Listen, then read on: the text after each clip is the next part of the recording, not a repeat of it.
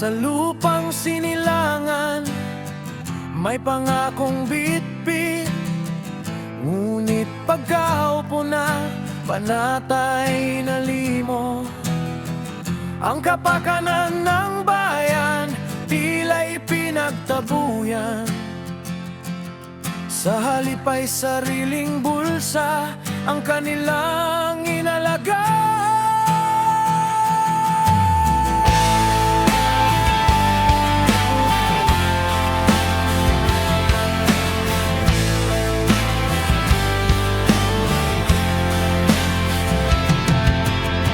Ang kaban ng bayan, unti-unting nauubos.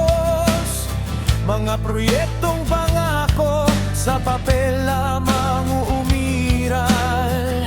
Ang katiwalian ay tila malalim na latian.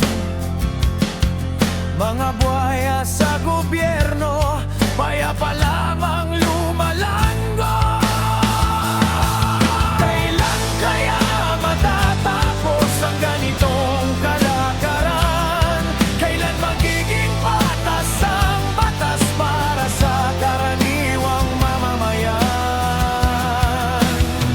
Ang kapangyarihang hawak ay dapat gamitin ng tama, hindi gawing yaman ng ilan, kundi pag-asa ng madla.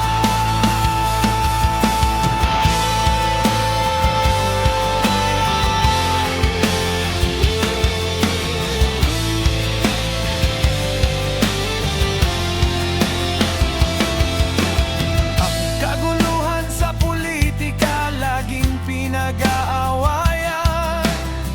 Sa halip na solusyon, gulo ang laging hatid.